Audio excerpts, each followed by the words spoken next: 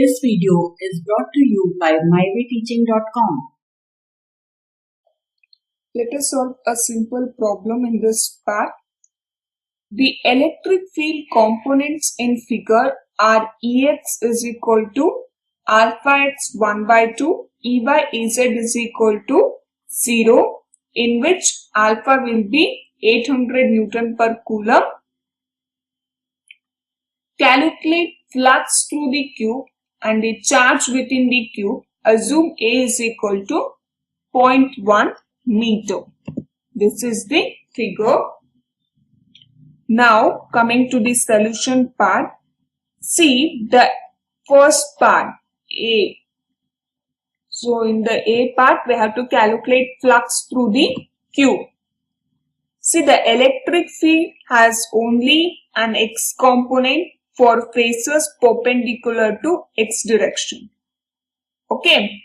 And the angle between E and delta S is plus or minus pi by 2.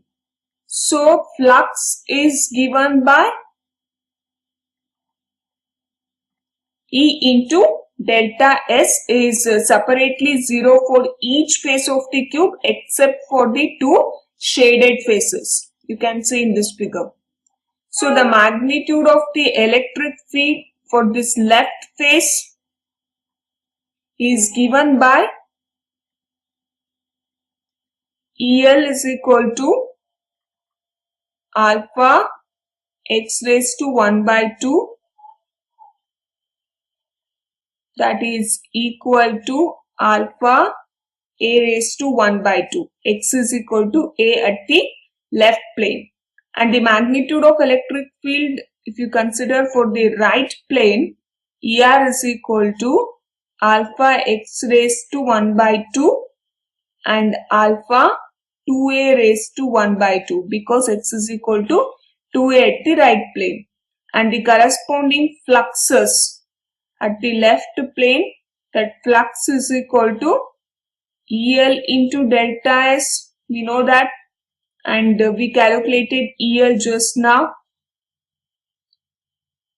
So delta S EL into NL. Okay. NL is a unit vector. So delta S EL into cos theta. Here theta is 180 degree. So cos 180 is minus 1. So it is equal to minus delta S EL. That is minus delta S EL, which is equal to minus EL A square. This is for the left side flux. If you calculate the same for the right case, then that will be equal to ER into delta S cos theta. Since theta is 0 here, it will be equal to ER into delta S, that is ER A square. And the net flux to the cube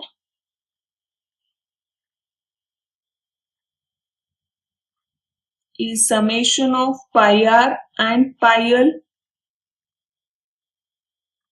that is ER A square minus EL A square.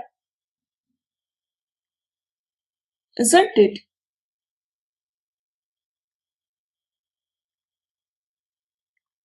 So we can write it as A square ER minus EL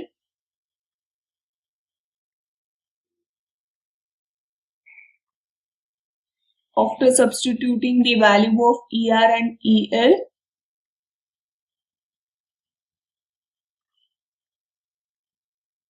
We get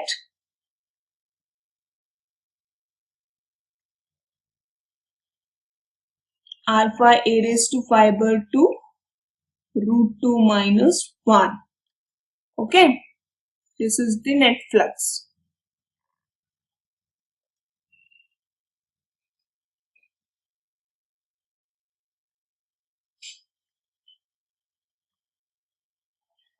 And here they have given the values for all these,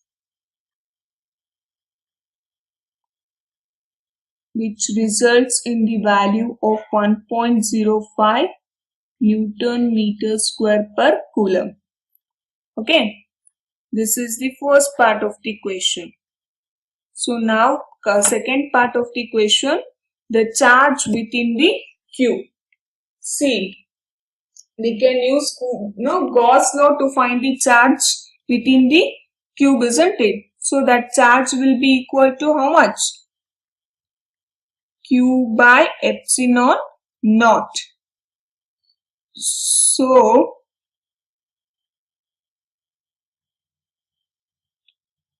Q is equal to pi by epsilon naught, and pi just now we calculated 1.05 and epsilon naught is 8.854 into 10 raised to minus 12, which gives 9.27 into 10 raised to minus 12 coulomb.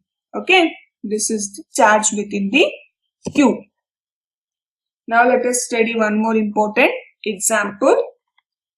An electric field is uniform and in the positive x direction for positive x, and uniform with the same magnitude but in the negative x direction for negative x.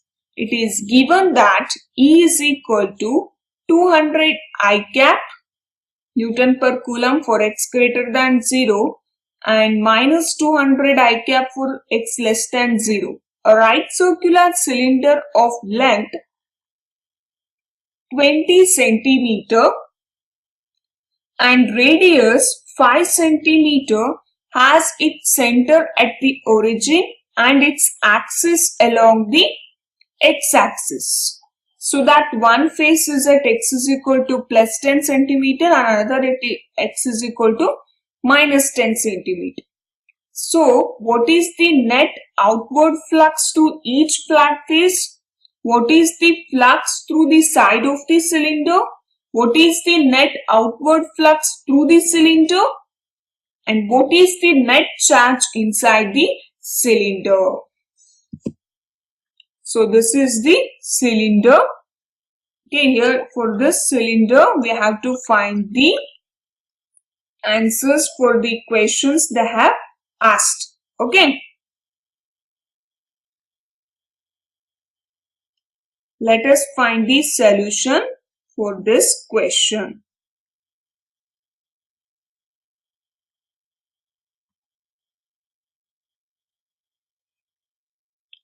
For the first case, the question is, what is the net outward flux through each flat face? Okay.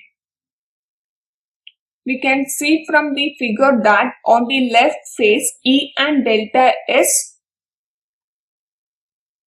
are,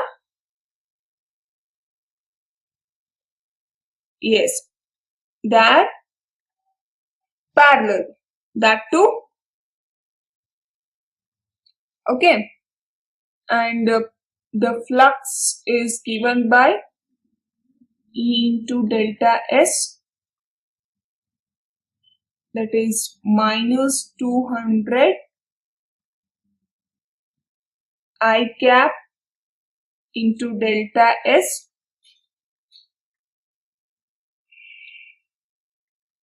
This I cap into delta S gives minus delta S.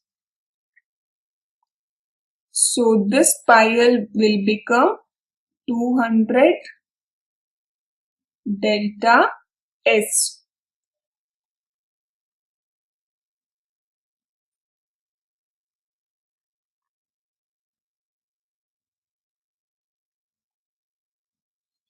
Pi 0.05, this side length radius.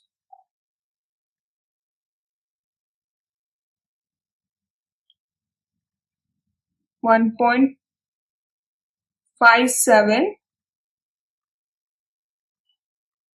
Newton meter square per coulomb. And even pi r is equal to same.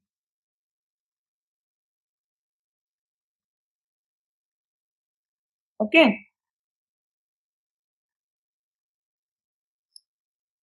And the second part is, what is the flux through the side of the cylinder? For any point on the side of the cylinder E, that is perpendicular to delta S, isn't it? So, and hence that flux E dot delta S will be 0. So, the flux through the side of the cylinder is 0. What is the net outward flux through the cylinder?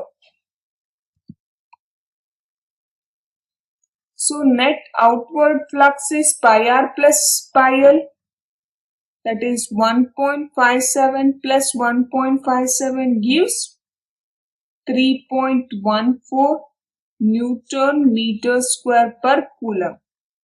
And the next part is the net charge inside the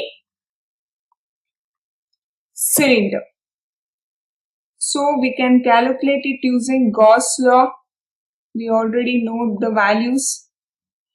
Epsilon naught is 8.854 into 10 raised to minus 12 and pi is 3.14, which gives 2.78 into 10 raised to minus 11 coulomb.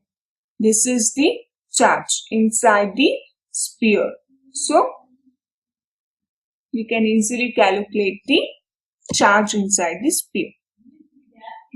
Now let us study applications of Gauss law. See, the electric field due to general charge distribution is given by the equation that we studied before. See, in practice, except for some special cases, the summation involved in this equation cannot be carried out to give electric field at every point in space. Okay. So, this equation, it cannot be carried out to give electric field at every point in space. For some symmetric charge configurations, it is possible to obtain the electric field in a simple way, that is using Gaussian law. Okay. Field due to an infinitely long, straight, uniformly charged wire. You just consider an infinitely long, thin, straight wire with uniform linear charge density lambda. The wire is obviously an axis of symmetry, isn't it? This is the electric field due to an infinitely long, thin, straight wire. Suppose we take the radial vector from O to T and rotate it around the wire, then the points P, P dash, P double dash so obtained are completely equivalent with respect to the charged wire, isn't it? P dash, P double dash, P. And this implies that the electric field must have same magnitude at all these points because they are at an equal distance. And the direction of electric field at every point must be radial. Okay. Consider a pair of line elements P1 and P2 of the wire. Here. P1 is here and P2. Pair of line. And the electric fields produced by the two elements of the pair, when summed, they give the resultant electric field which is radial. And this is true for any such pair, and hence the total field at any point P is radial. Since the wire is infinite, electric field does not depend on the position of P along the length of the wire. The electric field everywhere it is radial. in this figure, in order to calculate the field, imagine a cylindrical Gaussian surface, and since the field is radial, flux through the two ends of the cylindrical Gaussian surface is 0. And at the cylindrical part of the surface, E is normal to the surface at every point. If you consider this E is normal to the surface, and its magnitude is also constant. It depends only on R. And the surface area of the curved part is 2 pi RL, where RL, L is the length of the cylinder. Okay.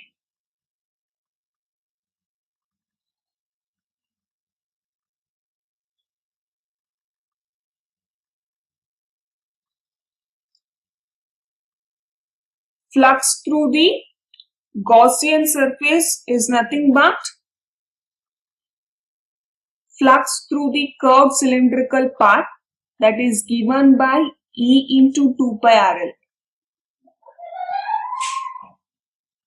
And the surface includes the charge, which is equal to lambda L. Then the Gauss law gives this, because Q is lambda into L. Okay. So the vectorially this E can be represented like this. This n cap is radial unit vector in the plane normal to the wire passing through the point, and E is directed outward if lambda is positive, otherwise it is inward if lambda is negative. Okay. See, we write vector A as a scalar multiplied by a unit vector. Vector A, if you want to write, then we write it as A multiplied with unit vector A cap. And this is scalar, is an algebraic number. It can be positive or negative, and the direction of A will be same as that of the unit vector A cap. If A is greater than 0, it will be opposite to A cap if A is less than 0. And when we want to restrict to non-negative values, we use the symbol A and call it to the modulus of A.